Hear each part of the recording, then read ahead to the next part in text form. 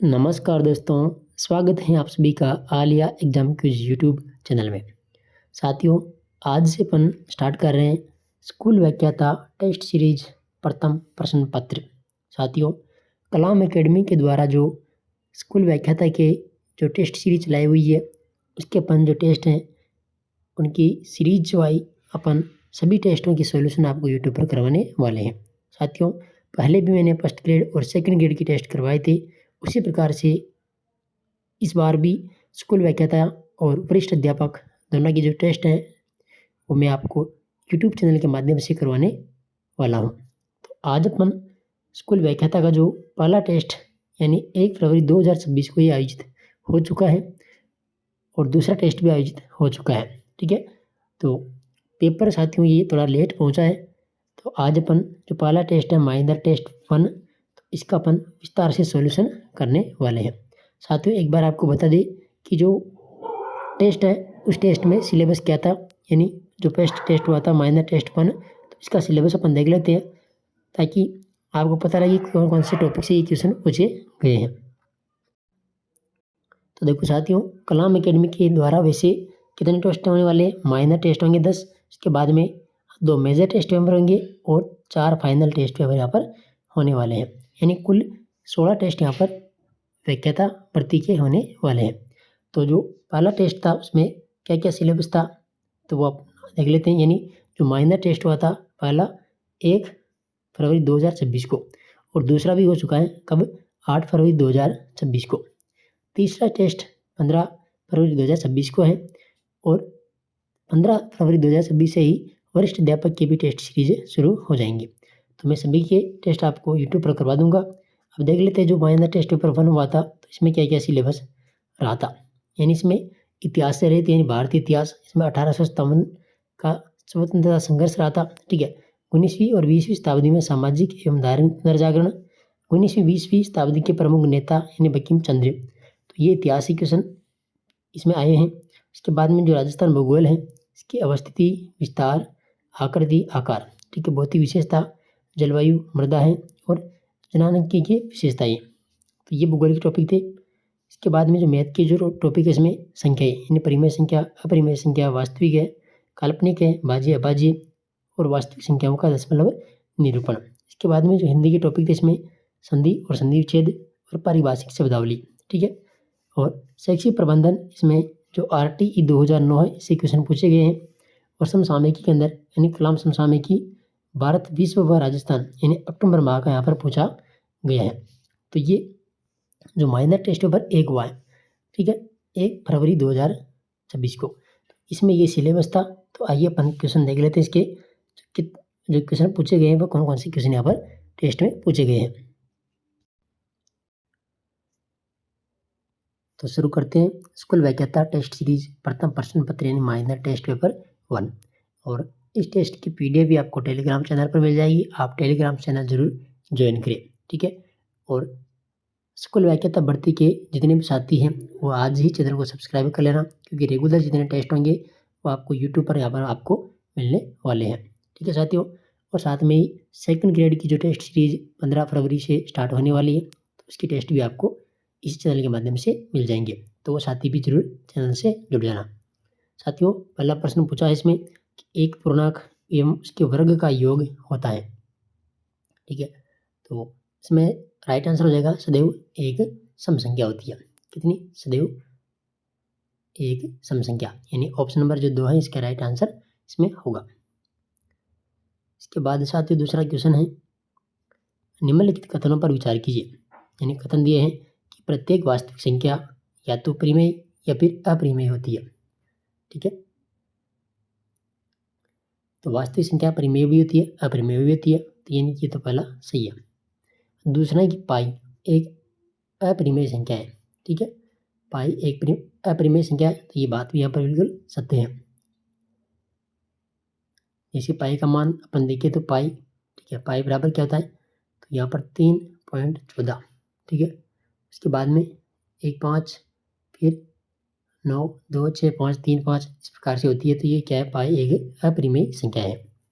C option है 43 बटा देखो 2 का स्क्वायर 4 गुणा 5 का स्क्वायर यहाँ पर 3।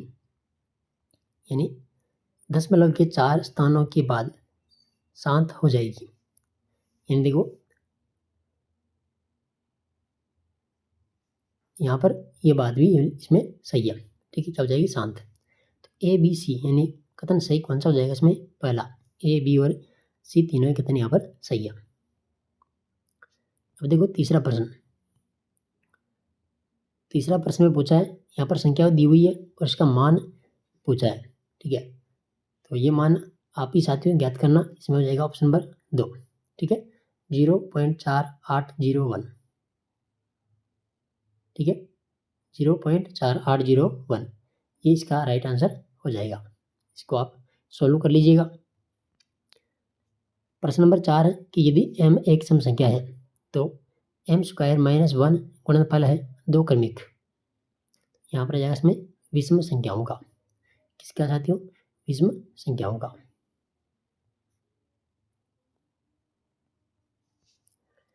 प्रश्न नंबर 5 देखो वही संख्या दी हुई है और यहाँ पर पूछा है बराबर है, तो ये किसके बराबर है? ये हो जाएगी a के बराबर। इसमें जाएगा ऑप्शन नंबर तीसरा। छठा प्रश्न पूछा है संख्या। देखो तो यहाँ पर का दी हुई है। ठीक है, 103। तो यहाँ पर हो जाएगा इसमें एक ये अपरिमेय संख्या है। कौन सी है? एक अपरिमेय संख्या है। 7 नंबर क्वेश्चन देखो, यहाँ पर संख्या वो दी हुई है। ठीक है, पूछा है कि संख्याओं में से परिमेय संख्याओं का योग क्या होगा। यानी इसमें से जो परिमेय संख्या है इसका योग क्या होगा?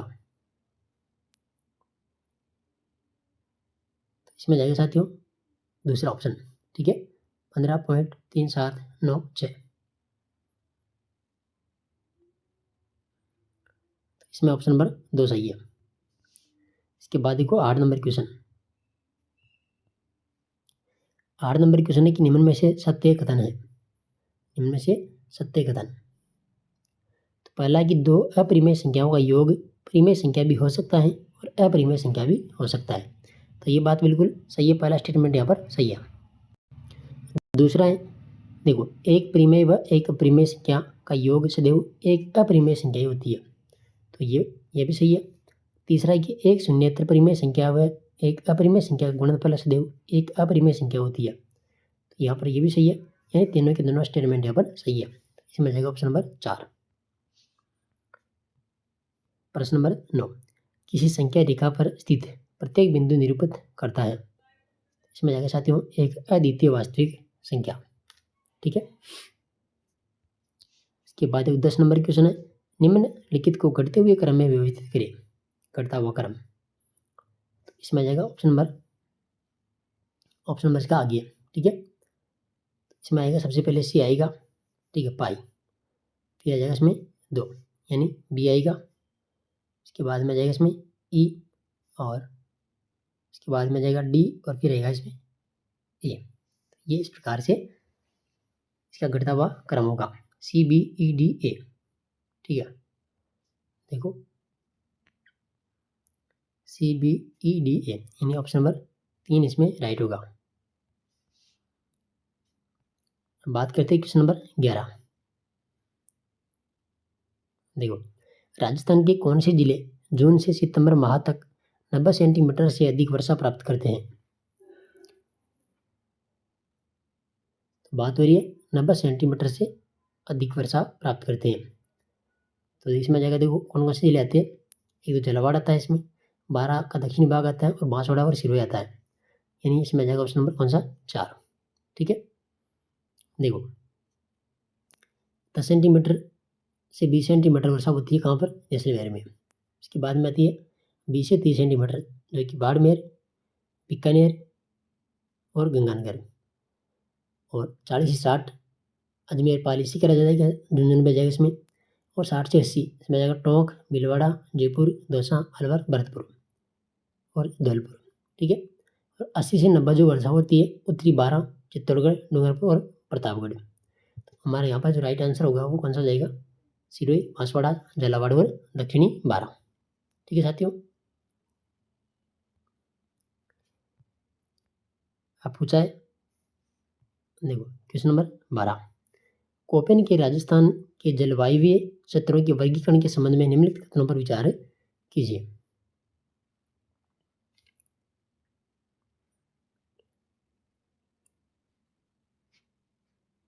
देखो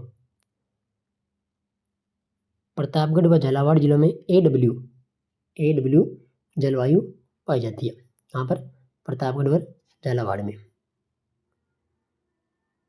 तो ये तो सही है पहला, ठीक है, ये तो सही है। इसमें फलोदी व जैसलमेर जिलों में BWSW जलवायु पाई जाती है, ये भी सही है। चित्तौड़गढ़ व सलूम्बर जिलों में BSSW जलवायु पाई जाती है, तो ये गलत है साथियों। यहाँ पर देखो BSSW नहीं आएगी, यहाँ पर जाएगी कौन सी? CWG, ठीक है।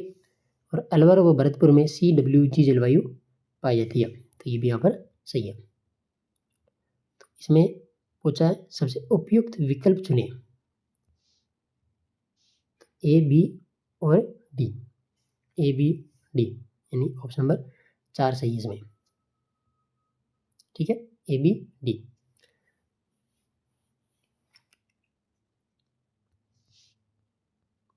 अगला क्वेश्चन है कि अर्धशुष्क स्टेपी तुल्य जलवायु निम्न में से किस जिलों के समूह में पाई जाती है? अर्धशुष्क स्टेपी तुल्य, तो यहाँ पाया जाएगा चूरू, पाली और नागौर, ठीक है, चूरू, पाली, नागौर।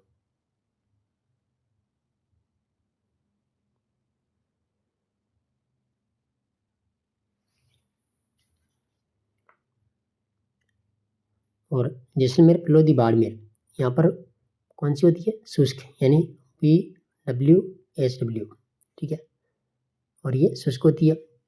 जयपुर, खेरथल, तिजारा और अजमेर, यहाँ पर बात करें अपन CWG, कौन सी? CWG यानी उप आर्द्र, ये होती है। तो ये यहाँ पर पूछा अर्धशुष्क, तो चूरू, पाली और नागौर इसमें राइट आंसर हो जाएगा। अगला क्वेश्चन है 14 नंबर की जनगणना 2011 के अनुसार राजस्थान में ग्रामीण साक्षरता दर कितनी प्रतिशत थी? देखिए पूछा राजस्थान में ग्रामीण साक्षरता दर, तो ये थी कितनी? 61.4%। और शहरी कितनी थी? 79.7%, ठीक है, 79.7% ये थी शहरी, और ग्रामीण थी 61.4%। ग्रामीण में जो सर्वाधिक है वह झुंझुनू की, ठीक है, कितनी? 73.4, झुंझुनू और सीकर। और न्यूनतम थी ग्रामीण के अंदर सिरोही की 49% और प्रतापगढ़ की 53%। शहरी में कुल बात करें अपन 79.7%, और सर्वाधिक थी कहाँ पर? उदयपुर, बांसवाड़ा के अंदर, और न्यूनतम नागौर और जालौर, ठीक है। इसका राइट आंसर हो जाएगा 3 नंबर। 15 नंबर क्वेश्चन है कि जनगणना 2011 के अनुसार निम्नलिखित में से किस जिले का जनसंख्या घनत्व सबसे अधिक है? जनसंख्या घनत्व सबसे अधिक है,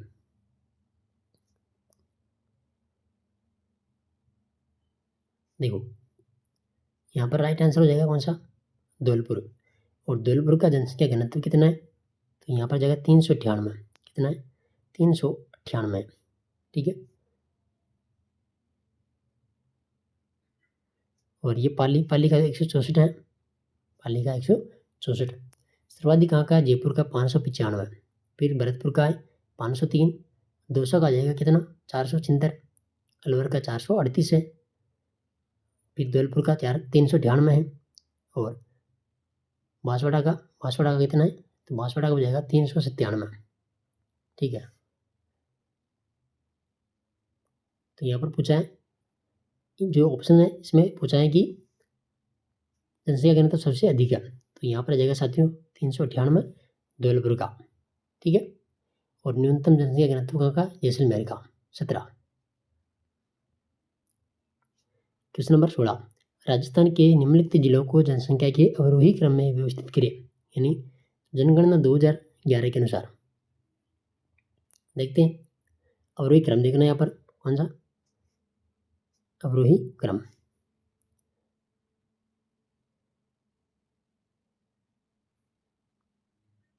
इसमें आएगा सबसे पहले अलवर, ठीक है।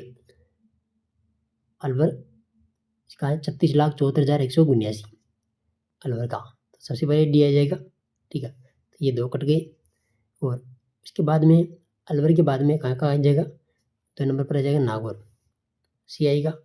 फिर आएगा इसमें बूंदी और फिर सिरोही, यानी ऑप्शन नंबर जो डी है इसका राइट आंसर हो जाएगा। ठीक है। क्वेश्चन नंबर 17, राजस्थान के निम्नलिखित जिलों को दक्षिण से उत्तर के क्रम में बढ़ते हुए अक्षांशों के अनुसार व्यवस्थित करिए।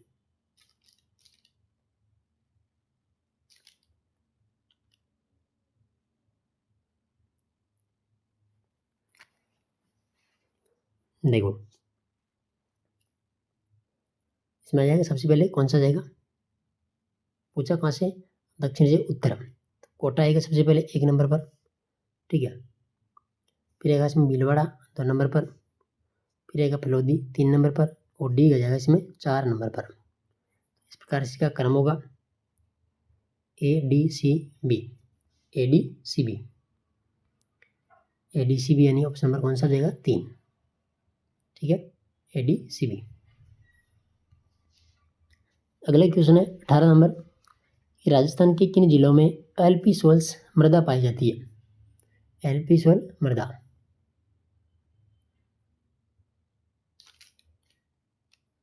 तो ये कहाँ पर पाई जाती है, जयपुर दौसा, ठीक है, और अलवर भरतपुर में, ए और डी। एलपी सोल मृदा, जयपुर दौसा और अलवर भरतपुर, ये जाएगा इसमें ए और डी। क्वेश्चन नंबर 19, निम्नलिखित में से राजस्थान के कौन से जिले की आकृति अर्धचंद्राकार है, आकृति कैसी है, अर्धचंद्राकार। तो यहाँ पर जाएगा इसमें सिक्कर की आकृति है अर्धचंद्राकार।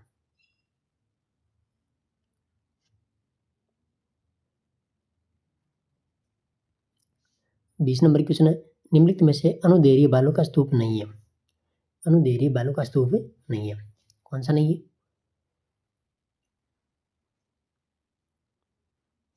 देखो ये पैराबोलिक,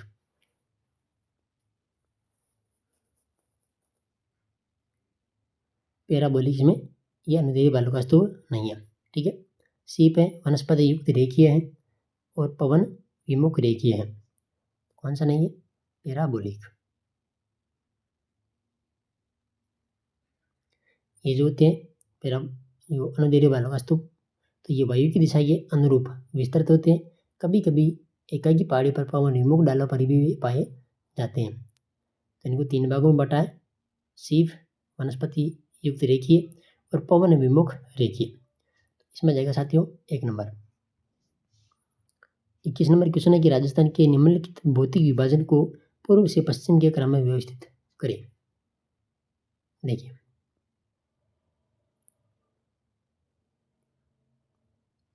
इसमें सबसे पहले पूर्वी मैदान, देखो पूर्व से पश्चिम, तो पूर्व का मैदान, फिर आ जाएगा इसमें हाड़ौती का पठार, फिर अरावली पर्वतीय क्षेत्र और फिर अर्ध शुष्क बांगल प्रदेश। तो ये सभी इसमें जाएगा ए बी सी और डी, पूर्व से पश्चिम। नेक्स्ट क्वेश्चन है 22 नंबर, देखो अरावली पर्वत श्रृंखला से संबंधित निम्नलिखित में से कौन सा कथन सत्य नहीं है, कौन सा कथन है जो सत्य नहीं है।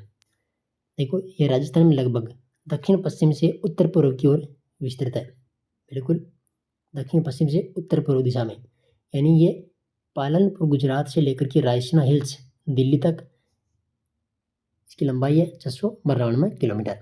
ठीक है, 692 किलोमीटर है, कहाँ से, पालनपुर गुजरात से रायसीना हिल्स दिल्ली तक, पहला सही है। ये विश्व की प्राचीनतम वलित पर्वत श्रेणियों में से एक है, बिल्कुल ये भी बात सही है कि जो अरावली है विश्व की प्राचीनतम वलित पर्वत श्रेणी है, जिसमें प्री कैम्ब्रियन यानी पैलियोजोइक काल की चट्टानें पाई जाती है। मुख्य श्रेणी यानी कठोर क्वार्टरजाइट की यहाँ पर बनी हुई है, तो ये भी सही है और ये भी सही है। ठीक है। तीसरा है कि इसकी औसत ऊंचाई 830 मीटर है, तो ये साथियों बिल्कुल गलत है। कितनी है, 930 मीटर इसकी ऊंचाई है, 930 मीटर। जो कहाँ से, देखो इस राजस्थान में सिरोही खेड़ ब्रह्मा से झुंझुनू खेतड़ी तक 550 किलोमीटर इसकी लंबाई है और औसत ऊंचाई कितनी है, 930 30 मीटर है। तो ये तीसरा इसमें क्या हो गया, गलत हो गया। इसमें तांबा, जस्ता और सीसा जैसे धात्विक खनिज पाए जाते हैं, तो ये सही है। यहाँ पर तांबा, जस्ता, सीसा और बहुमूल्य अधात्विक खनिज पाए जाते हैं, जो राजस्थान की वर्तमान खनिज उत्पादन का 70% इसी प्रदेश से होता है। कितना? 70%। तो यहाँ पर पूछा है कौन सा सही नहीं है, तो ऑप्शन नंबर 3। 23 नंबर क्वेश्चन, सूची 1 को सूची 2 से सम्मिलित करना है, करते हैं। देखो लीलागढ़ कहाँ पर है? ये उदयपुर के अंदर है। लीलागढ़ कहाँ पर है? उदयपुर के अंदर है, और 874 मीटर लंबाई है इसकी, सॉरी 874 मीटर, ठीक है, 874 मीटर इसकी ऊंचाई है।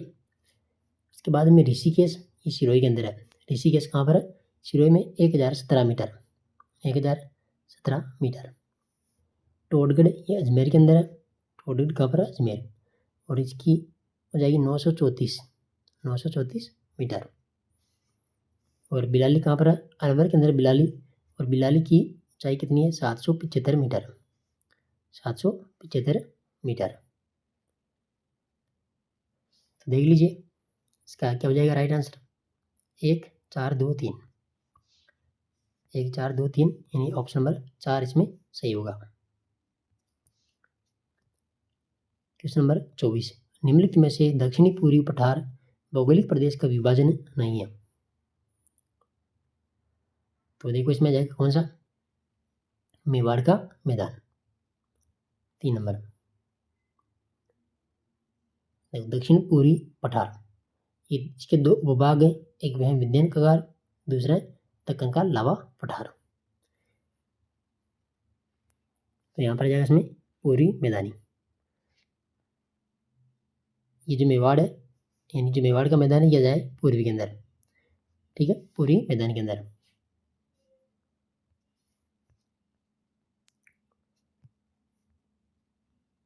क्वेश्चन नंबर 25, निम्नलिखित कथनों पर विचार कीजिए। देखो कथन है, इस मृदा में पोटास, कैल्शियम व लोहा पर्याप्त मात्रा में मिलता है। दूसरा, इस मृदा में नमी अधिक समय तक धारण करने की क्षमता होती है। और तीसरा कि इसका विस्तार राज्य के दक्षिण पूर्वी पठारी भाग में है। पूछा कि उपरोक्त कथनों के आधार पर राजस्थान की मृदा का प्रकार बताइए। तो ये कौन सी मृदा है? यह मध्यम काली मृदा। कौन सी है? मध्यम काली मृदा। तो यहाँ पर आ जाएगा 2 नंबर। नेक्स्ट क्वेश्चन है कि शेखावटी प्रदेश के संदर्भ में कौन सा कथन सही नहीं है? कौन सा कथन सही नहीं है? देखिए मध्यम एवं निम्न ऊंचाई की बालू का स्तूपों से युक्त रेतीला मैदान है। इस प्रदेश में अंतर्देशीय जल प्रवाह पाया जाता है। इसके अंतर्गत झुंझुनू, सीकर, चुरू जिले व नागौर का उत्तरी भाग सम्मिलित है। इस क्षेत्र का वागड़ प्रदेश के नाम से जानते हैं। तो ये गलत है साथियों, ठीक है। इसको कहा जाता है कौन सा? शेखावाटी को वागड़ प्रदेश, वागड़ नहीं कहते इसको, वागड़ प्रदेश कहते हैं। वागड़ में तो डूंगरपुर बांसवाड़ा आता है, ठीक है, वागड़ में डूंगरपुर बांसवाड़ा जाएगा। और ये कौन सा कहलाता है? ये वागड़ प्रदेश। इसकी जो ऊंचाई की बात करें अपन तो 450 मीटर है, और यहाँ पर वर्षा की बात करें तो 50 सेंटीमीटर द्वारा ये निर्धारित की गई है। तो इसमें जाएगा ऑप्शन नंबर कौन सा? 4। 27 नंबर क्वेश्चन है, देखो राजस्थान में सन 2001 से 2011 के मध्य क्रमशः सबसे कम व सबसे अधिक जनसंख्या वृद्धि दर वाले जिलों का सही युग्म कौन सा है? 10 की वृद्धि दर पूछा यहाँ पर, ठीक है। तो सबसे कम इसमें जाएगी, सबसे कम श्री गंगानगर, कितनी? 10.0%, ठीक है। और बाड़मेर में जाएगी सर्वाधिक वृद्धि दर 32.5%, ठीक है। तो ये जाएगा ऑप्शन नंबर कौन सा? 4। देखो सर्वाधिक वृद्धि दर वाले जिले कौन से? बाड़मेर, जैसलमेर, जोधपुर, बांसवाड़ा, फिर जाएगा जयपुर, जालौर।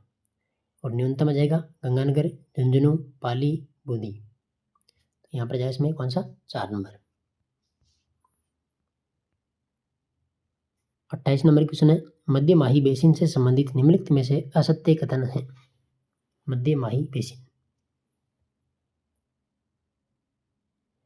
देखो, इसका निर्माण माही, सोम एवं जाखम नदियों के द्वारा किया गया है। ये तो सही है। इसकी औसत ऊंचाई 500 से 600 मीटर है, तो ये गलत है। इसकी जो औसत ऊंचाई है वह कितनी है, 200 से 400 मीटर, 200 से 400 मीटर है। और इसका विस्तार डूंगरपुर, बांसवाड़ा, प्रतापगढ़, चित्तौड़गढ़ में है और छप्पन का मैदान इस बेसिन का हिस्सा है, तो ये भी सही है। ठीक है।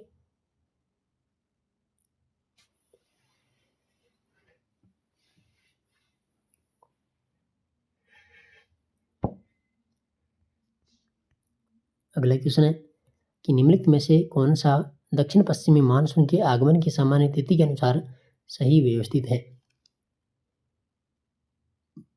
तो इसमें जाएगा डूंगरपुर, भीलवाड़ा, अजमेर। डूंगरपुर, भीलवाड़ा, अजमेर।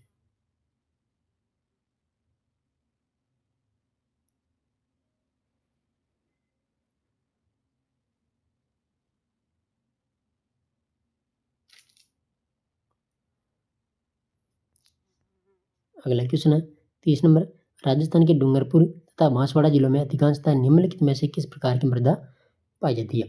डूंगरपुर, बांसवाड़ा, तो यहाँ पर आ जाएगी लाल लोम मृदा।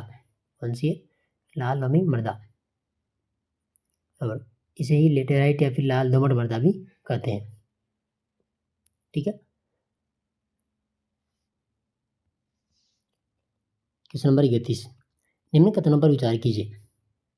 देख लेते हैं। कथन है कि डलहौजी ने वेपगत सिद्धांत के तहत 7 भारतीय रियासतों का विलय ब्रिटिश साम्राज्य में किया था। ठीक है, तो पहला तो सही कथन है। दूसरा, कि डलहौजी से पूर्व भी EIC कंपनी ने सूरत, कोलावा जैसी रियासतों का विलय गोद निषेध नीति के आधार पर किया था, तो ये भी यहाँ पर सही है। यानी यहाँ पर A और B दोनों कथन सही है। क्वेश्चन नंबर 32, 1857 के विभिन्न जगहों पर हुए विद्रोह का काल क्रमानुसार व्यवस्थित कीजिए।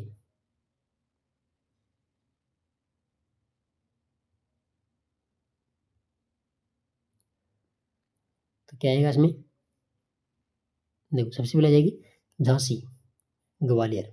ठीक है, और इसके नेतृत्वकर्ता कौन थे, लक्ष्मीबाई, यानी लक्ष्मीबाई तात्या टोपे। और यहाँ पर इसका समय था 4 जून, 4 जून 1857, 1857। और दमन करता था ह्यूरोज। तो ये आएगा सबसे पहले सी, यानी A और D तो इसमें नहीं आएगा, सी आएगा। इसके बाद में इसमें आ जाएगा दूसरा कानपुर, और कानपुर के नेतृत्व करता है नाना साहब। यहाँ पर 5 जून, इसकी डेट है 5 जून। ठीक है, समय था 5 जून 1857, 4 जून फिर 5 जून, तो सी और डी। अब सी के बाद में डी आ गया, यानी पहला ऑप्शन सही है, तो बी गलत है। बी फैजाबाद, फैजाबाद में आ जाएगा 6 जून, फैजाबाद 6 जून 1857। और यहाँ पर नेतृत्व किया था मौलवी अहमदुल्ला ने। और उसके बाद में रोहिलखंड, ये इसका नेतृत्व करता कौन थे, खान बहादुर खान। और यहाँ पर भी इसकी डेट नहीं है, जून 1857 आएगा, लेकिन ये सबसे बाद में आएगा रोहिलखंड। तो झांसी, फिर कानपुर, फिर फैजाबाद, फिर रोहिलखंड, यानी इसमें पहला ऑप्शन सही हो जाएगा। क्वेश्चन नंबर 33, पूछा कि दिल्ली में हुए 1857 के विद्रोह के संबंध में निम्न में से असत्य कथन है। असत्य कथन है, तो पहला कि मेरठ छावनी के सैनिकों ने 10 मई 1857 को दिल्ली पर अधिकार कर लिया। नहीं साथियों, ये गलत है।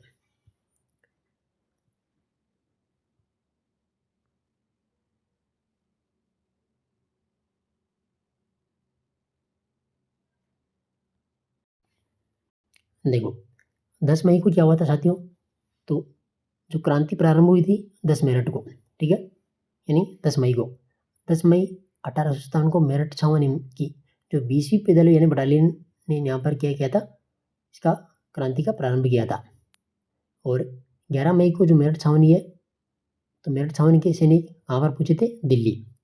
और यहाँ पर जाएगा 12 मई को जो क्रांतिकारी थे इन्होंने दिल्ली पर अधिकार कर लिया था। तो यहाँ पर बात हो रही है अधिकार की, तो ये 10 मई नहीं आएगा, यहाँ पर जाएगा 12 मई को। अधिकार कब किया था? 12 मई को अधिकार कर लिया था। और अधिकार करने के बाद में जो बहादुर शाह जफर है, इसको बहादुर शाह जफर को विद्रोह का नेता घोषित कर दिया था। ठीक है, तो ये पहला इसमें असत्य कथन है। दूसरा कि बहादुर शाह ने 25 अगस्त 1857 को आजमगढ़ घोषणा कर सभी वर्गों से सहयोग का आह्वान किया। तो ये दूसरा सही है। तीसरा कि इस विद्रोह में निकलसन की मौत हो गई थी। तो ये बात भी यहाँ पर सही है। और चौथा कि बहादुर शाह पर न्यायाधीश हेरियर की अध्यक्षता में लाल किले में मुकदमा चलाया गया। तो ये बात भी यहाँ पर सही है। ठीक है, तो यहाँ पर पूछा है कि मेरठ छावनी के सैनिकों ने दिल्ली पर अधिकार कब किया था? 12 मई को। तो ये पहला इसमें क्या हो गया? असत्य। 34 नंबर क्वेश्चन है 1857 की क्रांति एवं नेतृत्वकर्ता में सही असम्मिलित है। सही असम्मिलित है। देखो, मांडला क्षेत्र, इसके नेतृत्वकर्ता कौन थे? अवंती बाई। इसके बाद में असम के थे दीवान मनीराम, मेवात के सदरुद्दीन थे। उड़ीसा के कौन थे साथियों? तो उड़ीसा की आ जाएगा कौन? सुरेंद्र शाह और उज्ज्वल शाह। कौन थे? सुरेंद्र, ठीक है, सुरेंद्र शाह। और एक था उज्ज्वल शाह।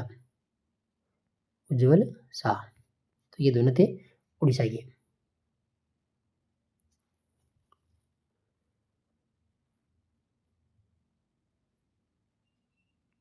तो ये इसमें असम्मिलित कौन सा है? 4 नंबर, सुरेंद्र शाह और उज्ज्वल शाह।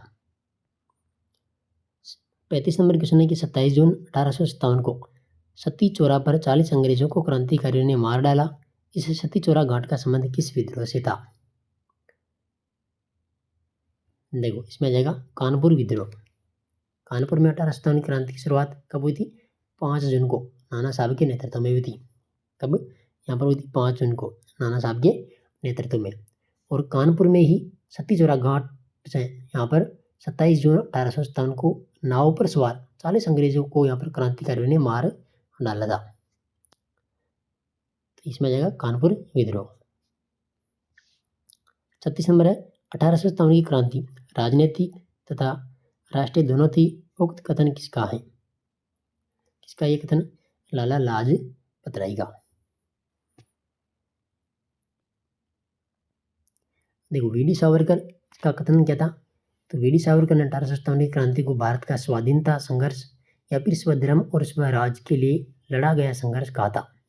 ठीक है, और जो चार्ल्स रेक्स हैं, इन्होंने 1857 की क्रांति के बारे में कहा था कि आरंभ में यह एक सैनिक विद्रोह था और बाद में जन विद्रोह बन गया। इसका राइट आंसर है वैसे 3 नंबर है लाला लाजपत राय। 37 नंबर क्वेश्चन है निम्न में से कौन सा कथन राजा राम मोहन राय के विषय में सत्य नहीं है?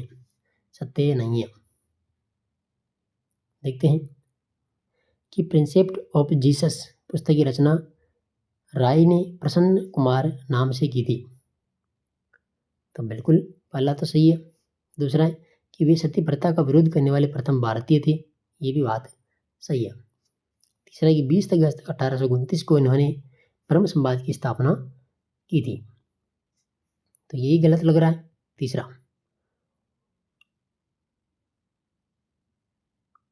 20 अगस्त 1829 ये डेट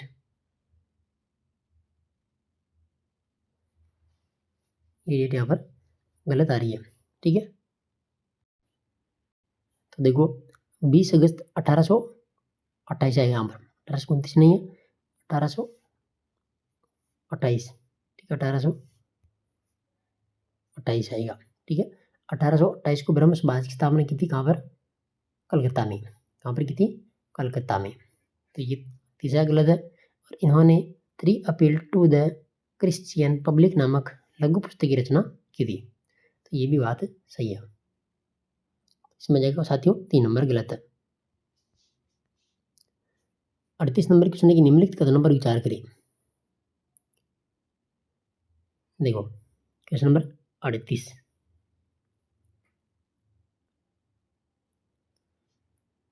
स्वामी दयानंद सरस्वती ने वैदिक उपदेशों और मनुस्मृति की शिक्षाओं के अनुसार राजनीतिक संगठन की अपनी योजना बनाई।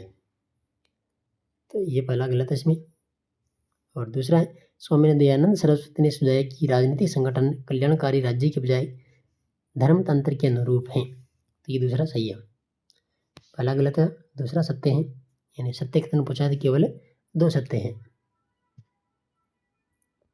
नेक्स्ट क्वेश्चन है, निम्न में से कौन सी पुस्तक स्वामी विवेकानंद के द्वारा नहीं लिखी गई?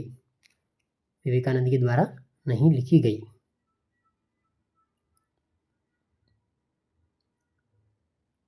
देखो विवेकानंद की पुस्तकें कौन कौन सी थी? तो यहाँ पर देखो योग सूत्र नहीं है एक तो, और एक सत्य धर्म विचार ये भी नहीं है। वेदांत फिलोसॉफी है, मैं समाजवादी हूँ।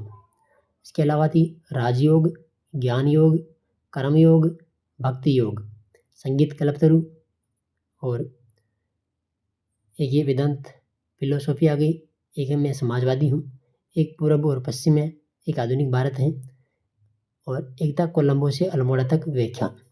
ठीक है, सत्य धर्म विचार ये है स्वामी दयानंद सरस्वती की प्रमुख पुस्तक। विवेकानंद की नहीं है, ये किसकी है? तो यह जाएगी किसकी? स्वामी दयानंद सरस्वती की। और योग सूत्र की बात करें तो यह जाएगा महर्षि पतंजलि के द्वारा लिखित है। तो इसमें जाएगा देखो ए और डी, ए और डी। 40 नंबर क्वेश्चन है, निम्न में से असम्मिलित है, असम्मिलित है।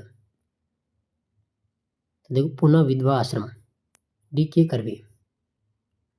ठीक है, दूसरा कि मोहम्मदन लिटरेरी सोसाइटी, तो सैयद अहमद का, ये गलत है।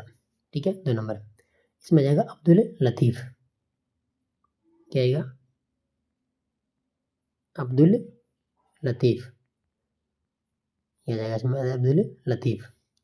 और Bharat Sevak Samaj, Gopal Krishna Gokhale, Rajahmundry social reform association, Veeresalingam Pantulu. तो इसमें जाएगा साथियों 2 नंबर। इसके बाद है 41 नंबर क्वेश्चन है कि निम्न को स्थापना के काल क्रमानुसार व्यवस्थित कीजिए। देखो 41 नंबर क्वेश्चन,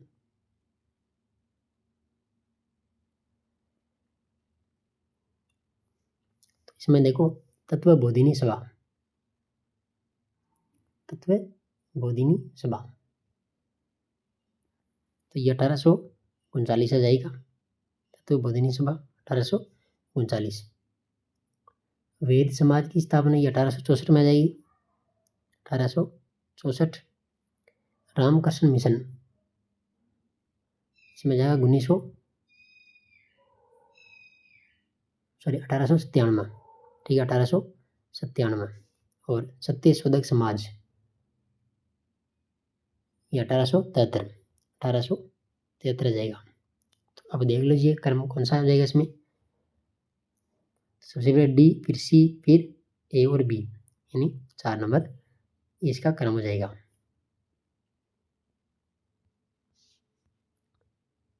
क्वेश्चन नंबर 42 है, केशव चंद्र सेन ने प्रोत्साहन दिया था। इसमें आ जाएगा देखो अंतरजातीय विवाह, विधवा विवाह और बाल विवाह निषेध को, यानी पर्दा और उन्मूलन के नहीं आएगा इसमें, ए बी सी आ जाएगा। ठीक है, ए बी सी।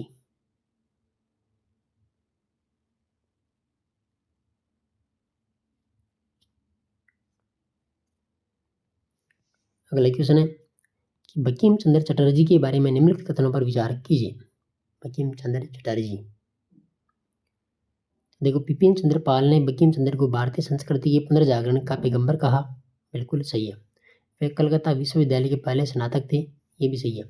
इनकी तुलना फ्रेंच लेखक रेबे लोस से की जाती है, तो ये गलत है। ठीक है,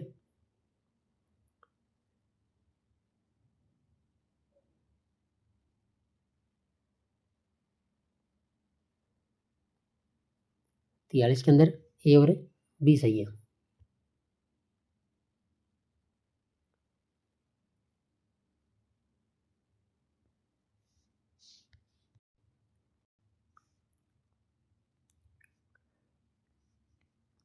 अगला क्वेश्चन है 44 नंबर, वंदे मातरम के आलोक में निम्न में से असत्य कथन है। देखो असत्य कथन है। 7 नवंबर 2025 को राष्ट्रीय गीत वंदे मातरम की 150वीं वर्षगांठ मनाई गई थी। सही है। वंदे मातरम को पहली बार कांग्रेस के कलकत्ता अधिवेशन में रविंद्रनाथ टैगोर के द्वारा गाया गया था और राजनीतिक नारे के रूप में वंदे मातरम का पहली बार प्रयोग 7 अगस्त 1905 को किया गया था। ये भी सही है। स्वतंत्र रचना के रूप में वंदे मातरम का प्रकाशन 1885 में बंग दर्शन पत्रिका में किया गया था। तो ये गलत है। ठीक है, 4 नंबर गलत है।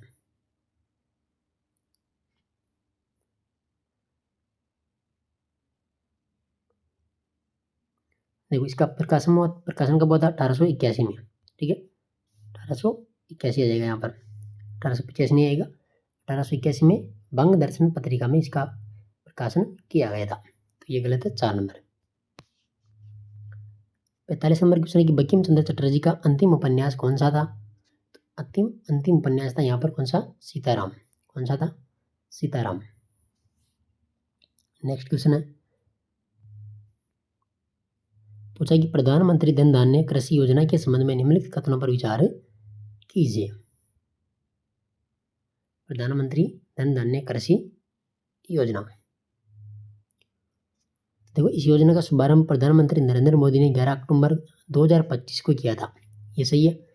यह योजना आगामी 10 वर्षों तक देश भर के चयनित 100 जिलों में चलाई जाएगी।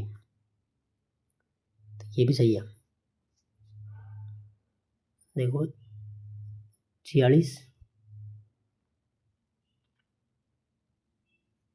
ये गलत है यहाँ पर। ठीक है, ये 10 वर्षों के लिए नहीं थी, ये थी 6 वर्षों के तक, 6 वर्ष के लिए। ठीक है, और इस योजना के अंतर्गत जिलों का चयन निम्न उत्पादकता, कम फसल सघनता और कम ऋण भुगतान के आधार पर किया जा रहा है। और इस योजना पर केंद्र सरकार की 24,000 करोड़ रुपए की का वार्षिक परिव्यय करेगी। तो ये भी सही है।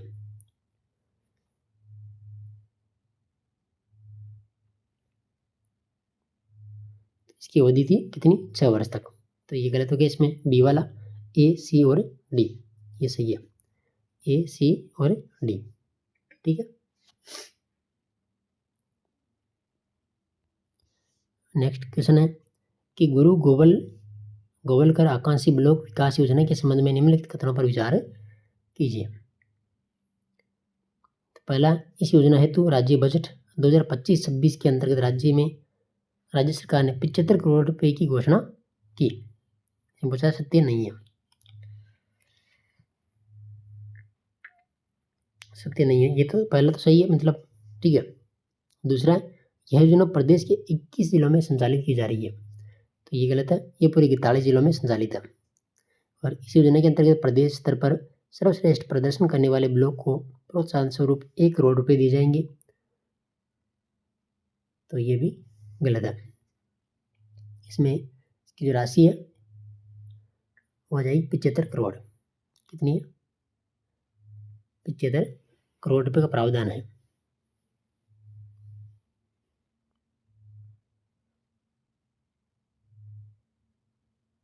और ये प्रत्येक ब्लॉक, जो ब्लॉक है समूह, प्रत्येक ब्लॉक यानी 1.5 करोड़ रुपए का प्रावधान शामिल है। तो इसमें जो आकांक्षी ब्लॉक इसके विकास के लिए कितने? 75 करोड़ रुपए का प्रावधान है। इसमें गलत है। ठीक है, पूछा है कि कौन सा सत्य नहीं है? बी और सी, यानी 3 नंबर यहाँ पर राइट आंसर हो जाएगा। ठीक है, ये सत्य नहीं है। क्वेश्चन नंबर 48 है, स्वस्थ नारी सशक्त परिवार अभियान के संबंध में निम्नलिखित कथनों पर विचार कीजिए। देखो इस अभियान का शुभारंभ धार MP से किया गया। तो ये तो सही है। ठीक है, यह अभियान देश भर में 17 सितंबर से 17 अक्टूबर तक चलाया गया।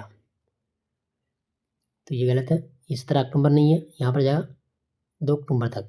ठीक है, 17 सितंबर से 2 अक्टूबर तक चलाया गया था। और इस अभियान का नेतृत्व स्वास्थ्य एवं परिवार कल्याण मंत्रालय व महिला एवं बाल विकास मंत्रालय द्वारा संयुक्त रूप से किया गया। तो ये भी सही है, यानी बी गलत है, ए और सी सही है। नेक्स्ट, विकसित राजस्थान। देखो at rate the 2047 vision document के संबंध में निम्नलिखित कथनों पर विचार कीजिए। तो पहला है कि यह दस्तावेज Rajasthan institute for transformation and innovation रीति के द्वारा तैयार किया गया। इसमें सत्य कथन पूछा है, तो पहला सत्य है। दूसरा, इसके अंतर्गत राजस्थान को वर्ष 2047 तक 4.3 ट्रिलियन डॉलर की अर्थव्यवस्था बनाने का लक्ष्य रखा गया है, तो ये भी सही है। इसके अंतर्गत राज्य निर्यात को वर्ष 2047 तक 10 गुना बढ़ाने का लक्ष्य रखा गया है, ये यहाँ पर गलत है।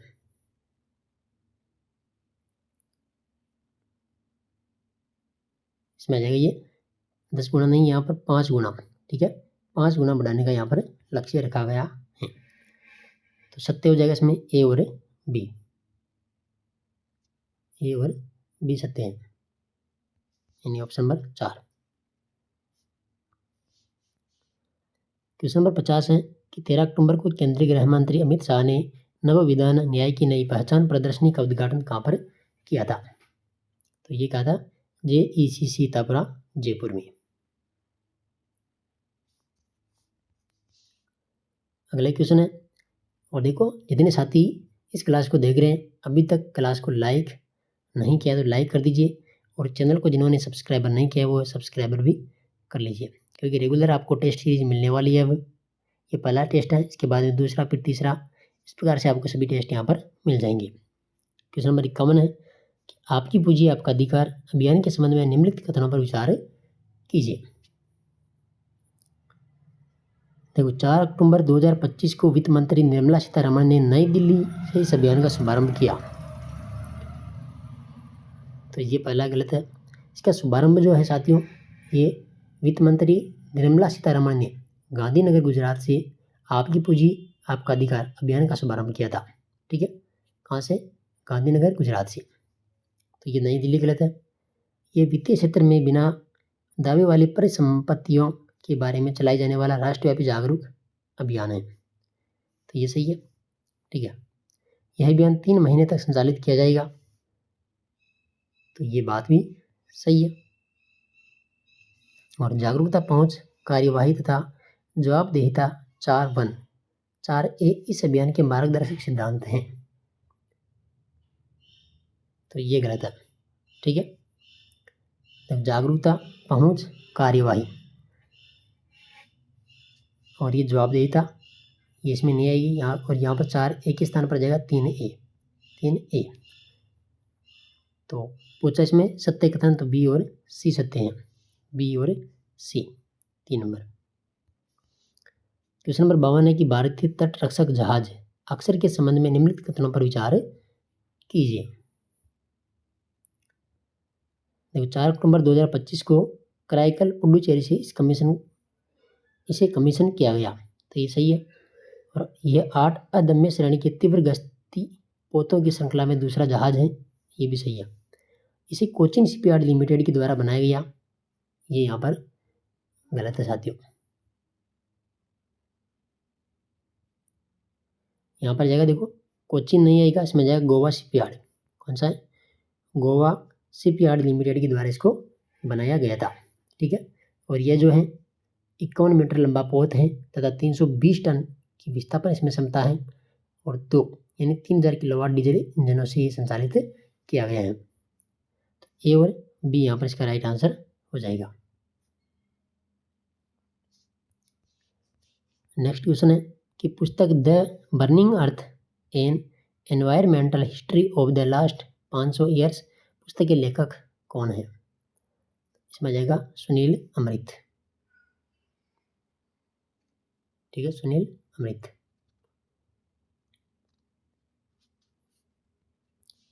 क्वेश्चन नंबर 54, नोबेल पुरस्कार 2025 के संबंध में निम्नलिखित को सही सम्मिलित कीजिए। तो देखो भौतिक विज्ञान यानी मिशेल एच द देवरेट, ये जगह इसमें पुरस्कार विजेता, और एक था John Clarke, John M Martinis, ये भौतिक विज्ञान पुरस्कार विजेता थे। साहित्य में जाएगा साथियों लास जेलो क्रासना होकोई, ठीक है। शांति इसमें मारियम कोरिनो माचोडा, और रसायन विज्ञान में जाएगा रिचर्ड रॉबसन। तो यहाँ पर सभी सम्मिलित है।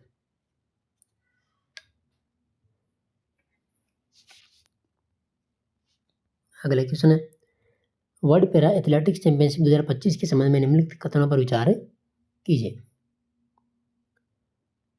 पूछा कौन सा कथन सत्य है, यानी इस प्रतियोगिता का आयोजन नई दिल्ली में किया गया। भारत, ये तो सही है। ठीक है। ए, वर्ल्ड पैरा एथलेटिक्स चैंपियनशिप 2025, इसका संस्करण था कौन सा, 12वां। और इसका जो आयोजन है वो था 27 सितंबर से 5 अक्टूबर 2025 नई दिल्ली के जवाहरलाल नेहरू स्टेडियम में। दूसरा पूछ रहे हैं यहाँ पर कि इन खेलों में भारत ने कुल 22 पदक जीतकर पदक तालिका में 15वां स्थान प्राप्त किया था। तो देखो इसमें शीर्ष देश रहे थे ब्राजील, जिन्हें 15 स्वर्ण पदक जीते थे। दूसरा था चीन, जिन्हें 13 स्वर्ण पदक जीते।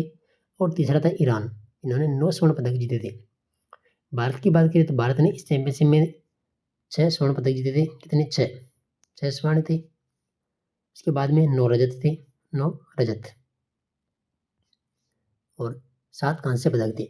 कितने, 7 थे कांस्य पदक, 7 कांस्य पदक जीता। और कुल 22 पदक जीते, कुल कितने, 22 पदक। और पदक तालिका में इन्होंने 15वां स्थान नहीं, यहाँ पर 10वां स्थान प्राप्त किया था। कौन सा, 10वां स्थान प्राप्त किया था। तो ये आ जाएगा इसमें, ये सही है। बाकी दूसरा गलत हो गया, यहाँ पर 10 आएगा। क्वेश्चन नंबर 56, निःशुल्क एवं अनिवार्य बाल शिक्षक अधिकार अधिनियम 2009 के संबंध में निम्नलिखित कथनों पर विचार कीजिए। कथन है कि यह भारत गणराज्य की 60वीं वर्ष में अधिनियमित किया गया 35वां अधिनियम है।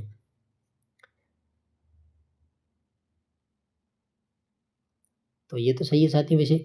ठीक है। बी है यहाँ पर कि संविधान के अनुच्छेद 29 व 30 के बावजूद इस अधिनियम के उपबंध लागू होंगे। देखो ये भी गलत है, यहाँ पर बावजूद ये शब्द गलत हो गया। ठीक है। देखो 29 और 30 के अधीन रहते, यहाँ पर आ जाएगा अधीन। ठीक है, अधीन रहते हुए इस अधिनियम के उपबंध बालकों को निःशुल्क एवं अनिवार्य शिक्षा के अधिकार प्रदान किए जाने होंगे। तो ये तो सही मतलब है ना, ये इसमें बावजूद गलत हो गया, यहाँ पर आ जाएगा अधीन। और यह अधिनियम सर्वप्रथम लोकसभा में पारित किया गया। तो ये भी गलत है साथियों। सबसे पहले हुआ था कहाँ पर, लोकसभा में। पारित पहले कहाँ किया गया था, सॉरी राज्यसभा में। 20 जुलाई 2009 को ये सबसे पहले राज्यसभा में पारित किया गया। उसके बाद में लोकसभा में हुआ था 4 अगस्त 2009 को। ठीक है, 20 जुलाई को राज्यसभा में, 4 अगस्त को फिर लोकसभा में। और 26 अगस्त 2009 को राष्ट्रपति यानी श्रीमती प्रतिभा पाटिल मोदी ने इस पर क्या किए थे, हस्ताक्षर किए थे। और 27 अगस्त को ये गजट पत्र में प्रकाशित किया गया। और उसके बाद में ये 35वां अधिनियमित किया गया था। तो ये इसमें बी और सी गलत है और ए सही है। तो यहाँ पर ए दिया नहीं है, इस कारण इस क्वेश्चन को यहाँ पर बोनस दिया गया है इसमें। ठीक है, इसमें बोनस मिला है क्वेश्चन नंबर 56 में। इसके बाद 57 नंबर क्वेश्चन है, भारत में शिक्षा के अधिकार को लागू करने के क्रम में निम्नलिखित उच्चतम न्यायालय के निर्णयों एवं विभिन्न समितियों की सिफारिशें की पृष्ठभूमि रही हैं। तो यहाँ पर बात करें तो इसमें देखो सबसे पहले मोहिनी जैन बनाम कर्नाटक राज्यवाद, ये 1 नंबर पर आएगा। फिर आ जाएगा उन्नी कृष्णन बनाम आंध्र प्रदेश राज्यवाद, ये 2 नंबर पर। और मोहीराम सैकिया समिति, ये 3 नंबर पर। और यह जाएगा तपस मजूमदार समिति 4 नंबर पर। CBA और D इस प्रकार से का क्रम होगा, CBAD। क्वेश्चन नंबर 58, RT अधिनियम 2009 की धारा 9 के तहत स्थानीय प्राधिकारी के कर्तव्य के संदर्भ में सही कथनों को पहचानिए। देखो इसमें जाएगा कि प्रवासी परिवारों के बच्चों का विद्यालय में प्रवेश सुनिश्चित करना है, ये तो सही है। शैक्षिक कैलेंडर तैयार करना, ये भी आ जाएगा इसमें। अपने अधिकार क्षेत्र के भीतर 18 वर्ष तक की आयु के समस्त बालकों का रिकॉर्ड रखना, ये इसमें नहीं आएगा। इसमें केवल 14 वर्ष आएगा। 14 वर्ष की आयु के समस्त बालक का रिकॉर्ड रखना होगा। ठीक है, तो ए और बी हो जाएगा इसमें। क्वेश्चन नंबर 59 है कि आरटीई अधिनियम 2009 की धारा 2N के तहत परिभाषित विद्यालय का श्रेणी में सम्मिलित है।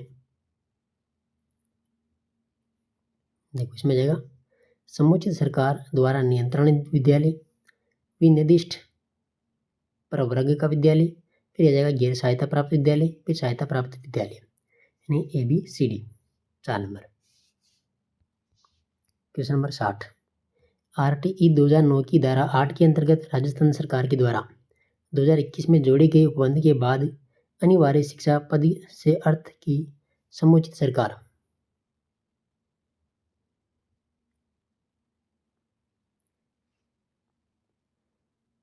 देखो क्वेश्चन नंबर 60 तो देखो इसमें जाएगा कि 6 से 14 वर्ष के प्रत्येक बालक को प्रारंभिक शिक्षा उपबंध करवाए और 6 से 14 वर्ष के बालक का अनिवार्य रूप से स्कूल में प्रवेश, उपस्थिति व प्रारंभिक शिक्षा पूरी करवाना सुनिश्चित करे और 6 से 14 वर्ष के बालक को कक्षा अनुरूप अधिगम स्तर प्राप्त किया जाना सुनिश्चित करे। तो यहाँ पर तीनों A, B और C आ जाएगा इसमें 60 में। ऑप्शन नंबर 4 हो जाएगा। 61 नंबर क्वेश्चन है, देखो निःशुल्क एवं अनिवार्य बाल शिक्षा का अधिकार अधिनियम 2009 के संबंध में असत्य कथन को छांटिए। असत्य कथन को छांटिए। तो पहला है कि 6 से 14 वर्ष के बालक को अपने नेबरहुड स्कूल में प्रारंभिक शिक्षा पूरी करने का अधिकार होगा। तो ये सही है। बालक को केवल अपने नेबरहुड स्कूल में ही निःशुल्क प्रारंभिक शिक्षा पूरी करने का अधिकार होगा। तो ये गलत है साथियों।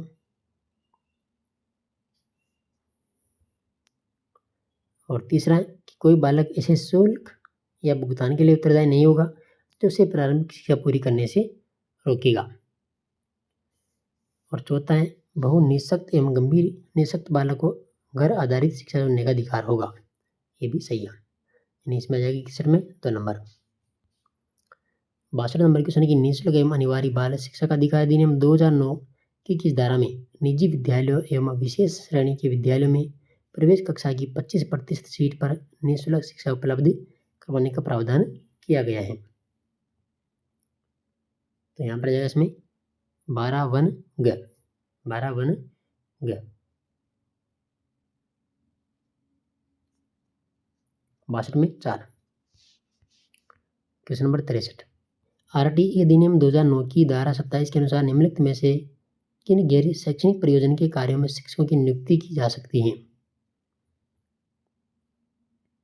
तो यहाँ पर जाएगा 10 वर्षीय जनगणना, आपदा राहत कार्य, विधानसभा संसदीय चुनाव, पंचायती राज और स्थानीय निकाय के चुनाव। तो कहीं पर भी यहाँ पर ड्यूटी लगा सकते हैं, इसमें 4 आ जाएगा। ठीक है, ऑप्शन नंबर 4। इसके बाद में 64 नंबर है कि आरटीई अधिनियम 2009 के तहत असम्मिलित को छांटिए। तो देखो इसमें पहला राष्ट्रीय सलाहकार परिषद का गठन, तो ये गलत है। ठीक है, 1 नंबर इसमें गलत है। ये कौन सी आ जाएगी धारा? राज्य सलाहकार परिषद का जो गठन है यह जाएगी धारा नंबर 34। कौन सी है धारा? 34।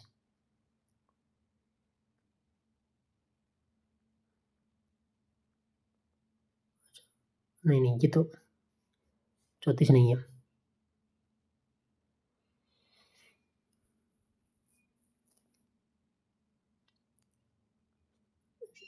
ये कौन सी धारा है? राष्ट्रीय सलाहकार परिषद का गठन, ये आएगी धारा 33। कौन सी है? धारा 33। जो धारा 35 है, धारा 35 में क्या है? निर्देश जारी करने की शक्ति है, निर्देश जारी करने की शक्ति। राज्य सलाहकार परिषद का गठन धारा 34 सही है। बालक की शिकायत दूर करना धारा 32 है और बालक को शिक्षा के अधिकार को मॉनिटर करना ये धारा 31 है। तो ये राष्ट्रीय सलाहकार परिषद का गठन धारा 33 में। 35 में क्या है? निर्देश जारी करने की शक्ति है। ठीक है, ये पहला इसमें असम्मिलित है। क्वेश्चन नंबर 65 आरटीई अधिनियम 2009 के अनुसार कक्षा 1 से 5 के लिए एक शैक्षणिक वर्ष में न्यूनतम कार्य दिवस एवं शिक्षण घंटे कितने होने चाहिए। तो यहाँ पर जाएगा 200 कार्य दिवस और 800 शिक्षण के घंटे। ठीक है, जो आरटीई अधिनियम है 2009 इसके अनुसार कक्षा 1 से 5 के लिए यानी एक शैक्षणिक वर्ष में न्यूनतम 200 कार्य दिवस और 800 शिक्षण के घंटे। यानी प्रति शैक्षणिक वर्ष। और अपन 6 से 8 की बात करें, कक्षा 6 से 8, तो यहाँ पर न्यूनतम 220 कार्य दिवस, 220 और 1000 शिक्षण के घंटे, 1000, ठीक है, और 220, तो इसमें जाएगा 3 नंबर। अब क्वेश्चन नंबर 66 देखो, निम्नलिखित में से सही संधि विच्छेद है, सही संधि विच्छेद है। देखो, दिवा प्लस ज्योति, दिवो जे ज्योति, यानी ये तो सही है। दूसरा जगत प्लस आधार, ये गलत है क्योंकि जगत में हलंत आता है, ठीक है, जगत ऐसा आएगा, जगत प्लस आधार यानी जगदाधार। शुद्ध प्लस पिपासा, शुद्ध पिपासा, ये सही है। और वाक घरी नहीं आएगा, यह आ जाएगा वाक प्लस हरि आता है, वाक प्लस हरि बराबर होता है वाघगिरी, तो ये भी गलत है। यहाँ पर पूछा है सबसे उपयुक्त विकल्प का चयन करो। अब देख लीजिए, इसमें 2 सही और 2 गलत है, लेकिन ऑप्शन 3 है, इस कारण से इस क्वेश्चन को भी यहाँ पर बाउंस किया गया है, ठीक है, 66 नंबर क्वेश्चन को, क्योंकि इसमें ए और सी सत्य हैं, जो किसी भी विकल्प में सही नहीं दिया गया। यहाँ पर भी 3 ऑप्शन, यहाँ पर भी 3, यहाँ पर भी 3, यहाँ पर भी 3, तो यहाँ पर कर दिया इसको बाउंस। क्वेश्चन नंबर 67, किस विकल्प के सभी शब्द स्वर संधि के हैं? अब देख लो, स्वर संधि, स्तिंदर, इसके बाद में राजर्षि, ये टेस्ट, यहाँ पर यह स्वर संधि हो रही है, ठीक है।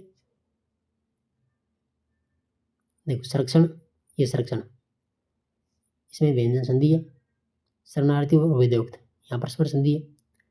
पूर्णेंद्र तल्लीन अदोक्त, ये तल्लीन, तल्लीन में भी व्यंजन संधि है। मनोनयन में, देखो मनोनयन में विसर्ग संधि है। बाकी नीलोत्पलन और निरीक्षण, यहाँ पर स्वर संधि है।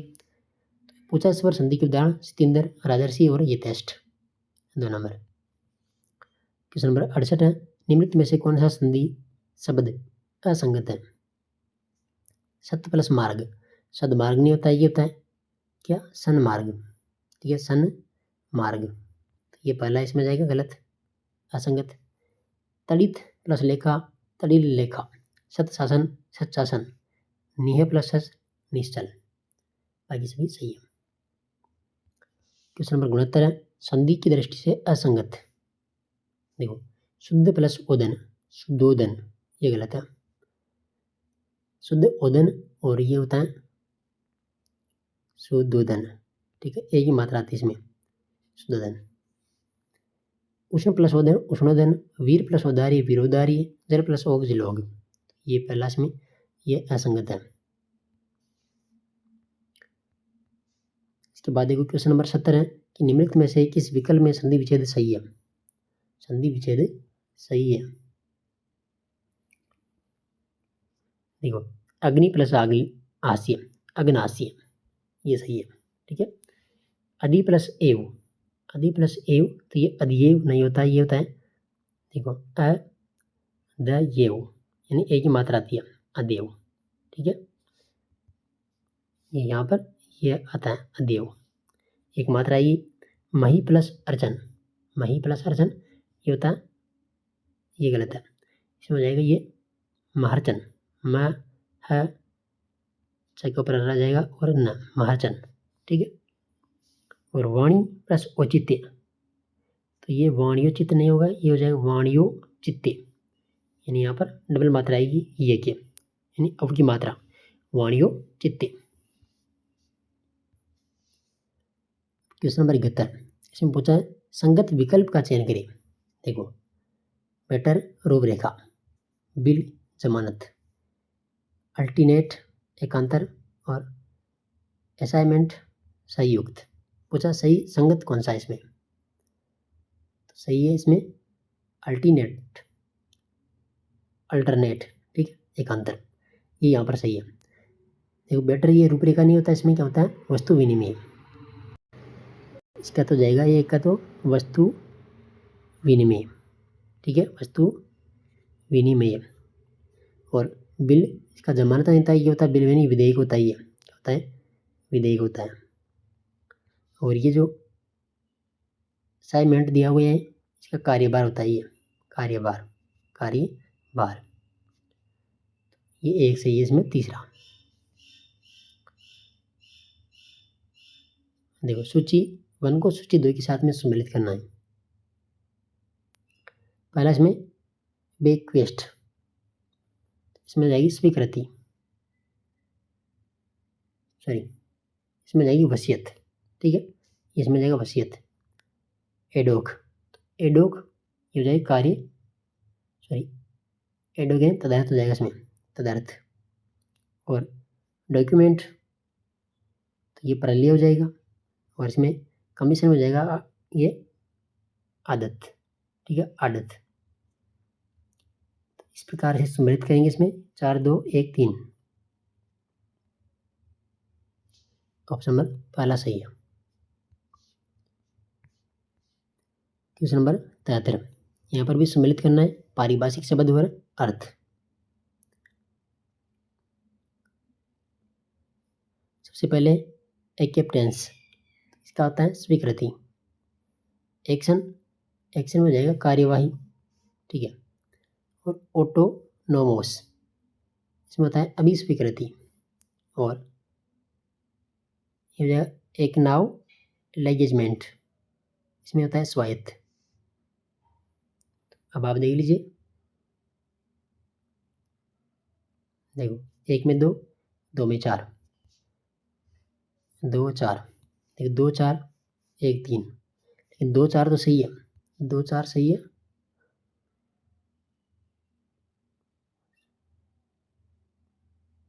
लेकिन पीछे वाले ऑप्शन गलत है। यहाँ पर देखो 1 3 आ रहा है यहाँ पर, ठीक है, 2 4 सही है, लेकिन ये उल्टा हो रहा है, 3 1 आएगा, 3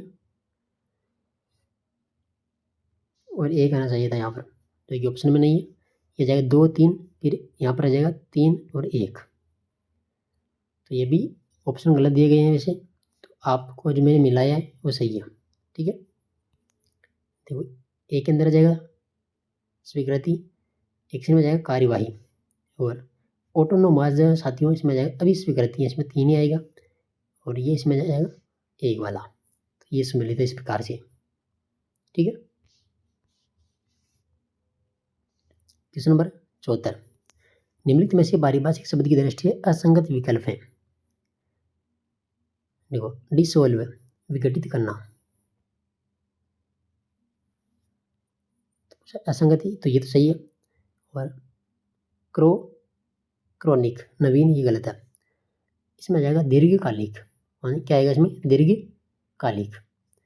और डेलिमिनेशन यानी प्रीसीमन, और कॉन्टिन्यूशन ये जाएगा संविधान, तो ये भी सही है, यहाँ पर जाएगा 2 नंबर। और लास्ट क्वेश्चन है कि निम्नलिखित में से डेमोन्स्ट्रेशन का हिंदी पारिभाषिक शब्द नहीं है, तो कौन सा नहीं है। देखो निरूपण है, निदर्शन है, प्रदर्शन है, लेकिन प्रयोजन नहीं है। तो ये तो साथियों माइनर टेस्ट पेपर 1 इसके सभी क्वेश्चन जो मैंने हैं वो आपको सॉल्व करवा दिए। बाकी जो साथी फर्स्ट ग्रेड की तैयारी कर रहे हैं वो आज ही चैनल को सब्सक्राइब कर लेना, क्योंकि जितने भी टेस्ट होंगे फर्स्ट ग्रेड के वो आपको इस चैनल के माध्यम से मिलेंगे। और PDF फाइल आपको टेलीग्राम चैनल पर मिलेगी, आप टेलीग्राम ज्वाइन कर लीजिए। इसके बाद में जो माइनर टेस्ट पेपर 2 हुआ है उसका भी मैं सॉल्यूशन करवाऊँगा, ऐसे रेगुलर आपको सभी टेस्ट मिल जाएंगे। बाकी 15 तारीख से जो सेकंड ग्रेड के टेस्ट स्टार्ट हो रहे हैं वो भी मैं आपको इस चैनल के माध्यम से करवाने वाला हूँ। तो धन्यवाद, बने रहिए Alia exam quiz YouTube channel के साथ में। और आज का ये पहला टेस्ट कैसा लगा वो आप कमेंट बॉक्स में ज़रूर बताएं।